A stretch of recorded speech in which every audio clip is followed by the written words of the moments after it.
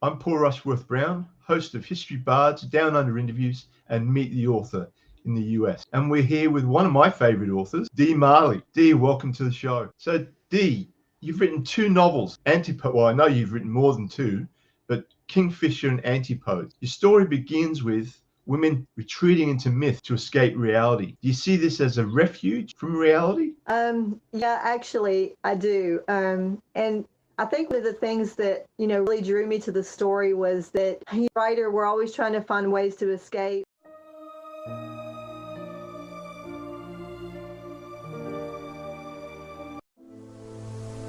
Before the war, there were stories. A world imagined where myth felt safer than reality.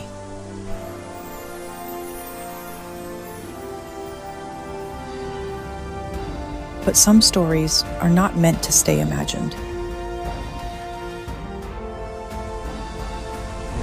And then she fell. She didn't just cross into another world.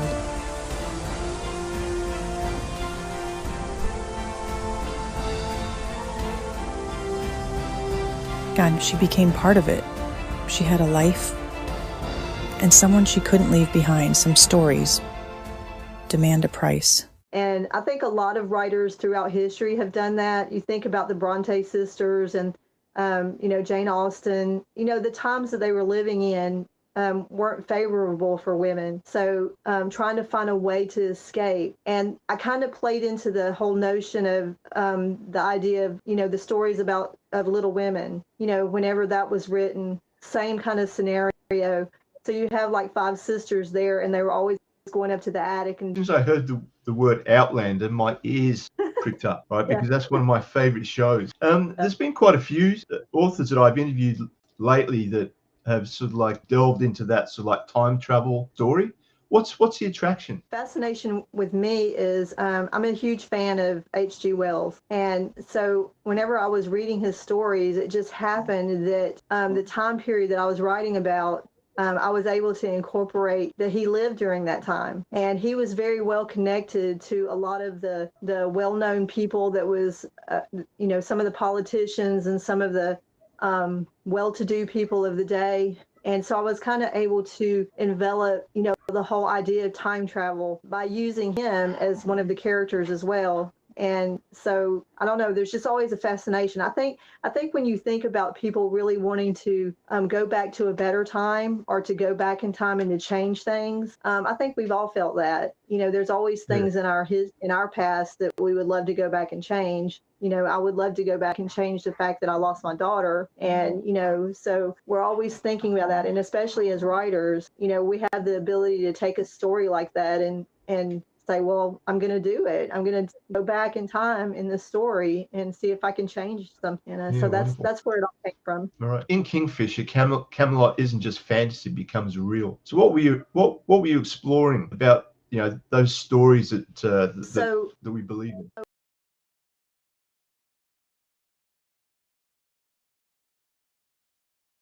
What I was trying to explore is the tagline for the Kingfisher is fairy tales to some is history to others. And sometimes fairy tales are history King Arthur may have really lived back in ancient times. You think about how has some credibility. Years, people like Tennyson or some of the other writers that I mentioned in the story may have we're actually taking from actual history instead of it being just a fairy tale. The character Vala, she doesn't enter into another world, she becomes someone else. When does she lose her identity? In the story, I talk about how if a person stays too long in the past, how they start to forget. And so there's a danger of staying too long in the past and just completely losing one's identity. And some of the characters actually do that. And and I'm not going to give that away, but some of them do that. But the premise is there's a scripture that says a day for a year. And so I use that for every day or for every year that passes in the past, it's only a day in their real life. I can tell your eyes sort of like light up when you start talking about time travel. So it Well, obviously makes you Yeah, we excited. all had passion after Diana Gabaldon did her books. I think we all became really fascinated with the idea. Yeah. Your characters step into legendary roles. Did you find? I mean, were you influenced by? I mean, there's been numerous movies and films about King Arthur and the Knights of the Round Table and all that type of thing. Were you influenced by any of those at all? Definitely Marion Zimmer Bradley, primarily The Mists of Avalon. That's one of my. I've read that book so many times, and I know she was a little bit of a controversial author. That some people, won't read her books for particular reasons. But I read it years ago, back whenever I was a teenager, and so it definitely influenced this. I always thought that they were incredible, the way she wrote those stories. Yeah, right. So at the heart of the story, there's this sort of like, I suppose, pull from between love and destiny. Do you believe those two things are incompatible in the novel? In the novel, yeah, she struggles with that. She struggles with what she has to do and what she wants to do. And because as Vivian, as the Lady of the Lake, she has a responsibility that goes beyond what she wants to do as just Vala. As Vala, she just discovers that she just wants to live and to find love. But as Vivian, her responsibility to save Britain is like the foremost thing. And for her to make sure that King Arthur rules. And as Vala, she becomes, the struggle becomes so real because 1940 out, and she's desperate to find a way to help the king then. And so it's she has all of these internal struggles, and then she has to deal with her sisters that they're all travelers, and in those personas, she has to struggle with balancing how to take care of her sisters, and she's fighting her the sister that's nearest to her in age. She has a twin, and that's Igraine, King Arthur. But the next one is Morgan, which is Morgan Le Fay. And so they have a very terrible relationship, even in their 1914 life. But whenever so she has this constant struggle with her and for trying to find peace, and she's constantly wanting to cause chaos. Do you think Vala grounds Taliesin? Very much so. Very much so. And I think vice versa. He kind of opens her eyes to this whole other world, but she definitely grounds him because, and I don't want to give anything away, but because of his history and what he's having to deal with within his own family as far as time travel goes, he's dealing with a father that, that he can't reach. And I don't want to give anything else away, but so he's struggling with that as well. So, do you think that these characters, do you think they're shaping history, or are they trapped inside it? A good question. I guess we'll find out as the series develops. That's my ultimate goal in all of this, is to, as the series develops, to see how that plays out. I mean, were you more interested in the power itself, in getting that across in the novel, or the people who carry it?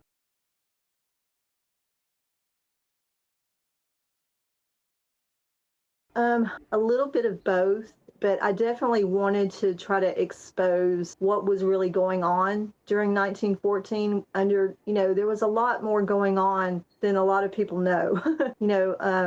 A lot of power plays, a lot of secret meetings, a lot of well-to-do, very rich men who would, and this was very true, this is actual historical fact about the groups that were formed during that time, the secret evil, societies, or the monsters that were formed during that time, that story, that were influencing a lot of things that were happening. Are they created? So in other words, are they created by their environment? I think they, because of their positions, whenever it comes to like the men that were like involved in those power struggles and everything, I think because of their positions, they just kind of leaned more into the power hungry and, manipulating and knowing that they can, wield their hand against, women and against other countries. It just, and because it had to do with money and greed. And but then whenever you get into my second book, which is Antipodes, you're talking about Vala's mother and aunt, and they're on. I'm still doing that about the reasons why one favored the evil over the good.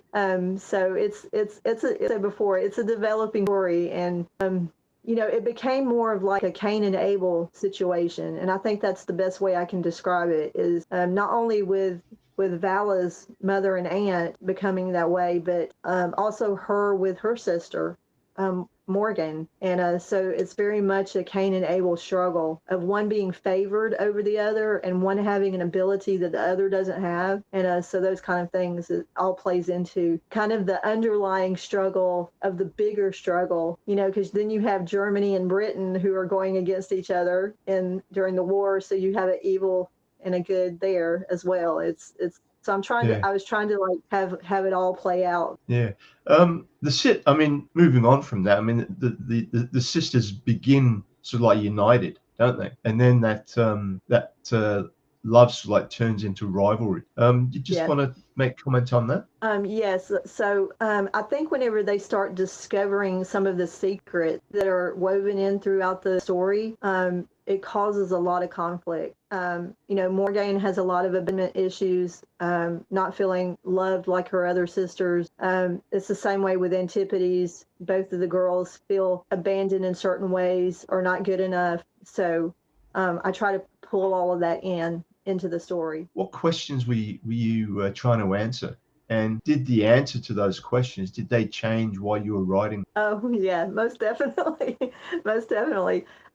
Trying to find peace in a crazy world, and feeling the weight of responsibility of wanting to change something and you can't, of the Victorian age that was, this beautiful time that was peaceful, the Gilded Age, everything was good. And then all of a sudden they're thrown into this just chaotic nightmare and they can't do anything about it. And Vala and her sisters, their father goes back off to the war to serve in the war, and their mother is losing her mind. And so they're thrust into responsibility that they don't know how to handle. And yet Vala takes on the greatest responsibility because she feels responsible. She feels like that she needs to take care of them. And that's a weighty thing to have to deal with.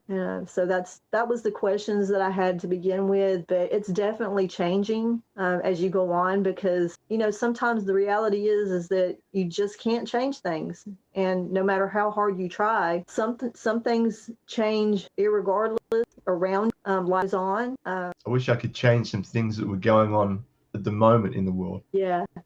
Okay, so Dee, this is my favorite part of the interview. What I'm going to do is I'm going to ask you 10 quick fire questions, all right? And you just answer the first thing that comes to your mind, all right? So first question, destiny or free will? Well, we have free will. Love or power? Love. Would you step through the portal knowing you might not come back? No. Is it more dangerous to rewrite history or to leave it unchanged? To rewrite it. Are we shaped more by who we are or who we're told we are?